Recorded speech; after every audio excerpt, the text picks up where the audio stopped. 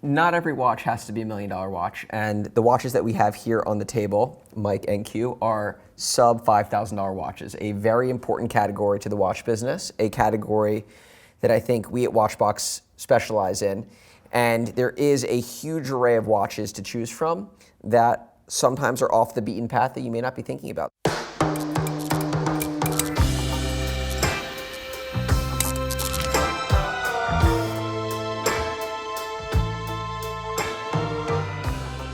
All right, so my first pick is the IWC Portuguese Chrono. I've always been a huge IWC fan. I used to love their taglines back in the day, only men's watches. We got away from that, but I think value-wise, they're one of the best watches out there. I mean, this is the classic chronograph. It wears great. It's got like that full dial. I love the black. I love the pushers. I like everything about it. And to me, for a steel chrono of this quality, under $5,000, is a steal. And I mean, I don't really understand when you compare it to everything else in the market. I think it's distinctive. It certainly screams IWC to me. You can go dressy, you can go sporty. I love, the black is my favorite. I just think that look and that price range is as good as anything else out there. There was a period of time, I would say several years back, where the casual dress watch, exploded and took over. Yes. Right. Something that wasn't too dressy, that could be worn, call it dressed up, dressed down for work. Strap watches were very much in vogue, more so than they are now. Bracelet watches have really taken over. And IWC was at the forefront of that casual dress watch that was aviation inspired. And at the same time, was a really good price point. It wasn't going to necessarily have that starting $20,000 price point like a Patek did. And a lot of customers really gravitated towards this brand, particularly the Portuguese, but some of the other lines that IWC had as well. No, they have iconic design. I mean, everything about it, and it's got a heritage and a quality to it, to me, that like far exceeds the price point. And again, it's not something that anyone's going to look at that watch and say, oh my God, you're wearing an IWC. It's like, it's a really quality watch for, to me, a song. Yeah, and recognizable from a distance. Right. Exactly. It's kind of insane that these are at the prices they are on the market because it is really great quality watch. It's a chrono that looks like not most chronos out there as well, nice chronograph layout. But it's interesting you say that, but the casual dress market was IWC's market for a really long time. And I think, many people could say that. And for whatever reason, they're a really great pickup on the market right now. But under $5,000, this is a win every day for me. A few different dial versions out there, but even the black dial, you can have some fun with the straps. It's a substantial piece. You don't feel like it's delicate in any means. And yeah, it's actually a great pick. I'm always thinking like, I want it to be a watch that I would wear and I would enjoy. And a watch that I've looked at for a long time that I always come back to is the Tudor Fastrider. So it's doesn't get as much love as a lot of the other watches within the Tudor line. Why did it go under the radar? Why does it still go under the radar? It's a all ceramic case. It's an in-house movement. You've got almost that Daytona-esque vibe to the piece. Very much so. You've got a really cool, almost Alcantara strap. Right. The pump style pushers, and this is listed for sub 4. So, and I'm thinking to myself, these guys created a all ceramic case watch with an in-house movement that another brand like, AP would be charging, use an example, like $100,000 for. So just an overall really special watch. For me personally, it comes in at, I think it's 42 millimeter. So it doesn't wear that big. It doesn't wear that big. Personally, I wish it was 40. That's just me. I have a slightly smaller wrist. 42 is probably the perfect size. But next to the Black Bay and the GMTs that they do, it doesn't get nearly as much love. And it really should. And I own a heritage chrono, and I love Tudor's chronos. And I think, again, value-wise, there's nothing in the market that's as good as that. And they're, little brother to Rolex, so the quality is amazing, the finish is amazing. Everything they do from top to bottom is top shelf. And especially at that price point, I think it's a great piece. It's another steal. Why people don't talk about these more, I don't know. I feel like in the whole Tudor line, there are a lot of pieces people kind of overlook and just go for the Black Bays, but really, what more do you want? You can have fun with the straps here as well too. And then I'm pretty sure there are other watches using this exact movement that are double the price point retail. Yeah. You know, so just think about that and do your research and you can find out. But retail-wise, it's great. Pre-owned wise, it's a great price point. And again, what I love about ceramic watches, it will always pretty much look like this. You know, let's hit it with a hammer. It's gonna always look like this. And I don't know, Tudor is a brand that you should take a double look. I think a lot of people kind of breeze by if they're not into like one of the black bays, but they have a lot of watches there at great price points that you can have a lot of fun with, even modern, and you don't have to go vintage for it. And the experimentation that takes place, Yes. I think is really unique in that it's part of the Rolex family, and for a brand that, you know, like Rolex that doesn't experiment a whole lot, you know, they have their criteria, they follow sort of almost like a creed on what they're going to come out with. You know, Tudor is constantly innovating and constantly utilizing new materials and different looks and different straps and staying ahead of trends. So, and doing it all at a reasonable price point. So, you know, I thought it was a sleeper pick for me, and, you know, I'm impressed. Sub 4K. Brian did his homework. Did a little bit of homework.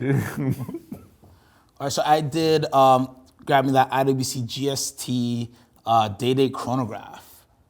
And I think the GST series is one of those, again, super overlooked IWCs like many IWCs are, but such a unique looking IWC just in the bracelet, the case, the design is just something unique to the GST series, something you don't see today. So it gives you kind of like almost that industrial, not like vintage isn't the right word, but definitely Old from a school, different for era. sure. Yeah, That's old school yeah. IWC. I love that Exactly, thing. you know, it gives you that old school IWC feel on a very unique bracelet. There's a bunch of different combinations of complications, but this one, the chronograph on the day date, is just a winner to me, and something that this is under 4,000, I believe. Like, come on, it's a steal.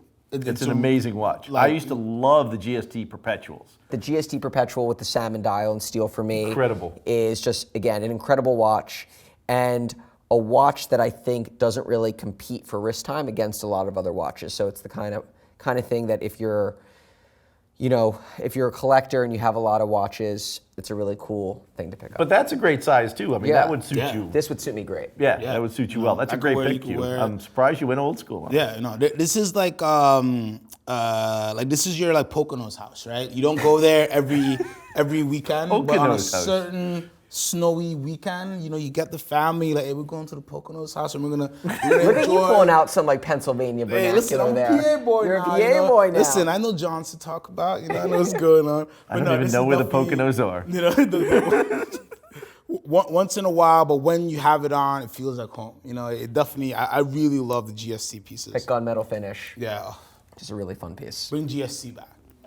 Okay, so another watch we have on the table, an Oris piece that was actually Mike's pick, but It was not my pick. That was my Q's pick. pick. it was Q's Stealing pick. my I picked the Omega. Because you're the Clemente fan. I love Clemente. I'm a you know, baseball this, guy. This was Clemente prearranged. fans. This was No, prearranged. this was not prearranged. So I'm gonna hand but this back I to thought you. about There you Clemente, go. and he stole it from me. So they're an independent brand who operates at a little bit lower price point than some of the other independents out there.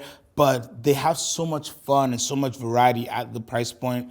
That's why I brought this Roberto Clemente Big Pointer date out. I really, really love this watch. Roberto Clemente, you know, one of the best baseball players ever from Puerto Rico. I'm from the Virgin Islands, so there's always a little bit of synergy there. Shout out to Emil Griffith, a baseball player from the Virgin Islands. But what I love about this watch, beyond all that great history of Roberto Clemente, just the look of this watch, a beautiful big date pointer with almost a vintage style. The numerals have kind of that patina feel. The hands have that patina look to it. Beautiful silvery white dial. Something that, again, takes you back to era, takes you back to a different time, but it's a modern watch. Retail for these are under 3,000. They're 2,000, I think like 2,500, 2,650, something like that. And really, like, there's nothing more you could want from a watch than this. This gives you everything. You could say, hey, I want an exhibition case back. I want, you know, in-house swing, blah, blah, blah. Before the price point, and even they could charge $1,000 more and I still buy this watch, I think you get a really nice, well-sized watch that gives you a lot of history, a lot of depth, a lot to look at, and just a really, really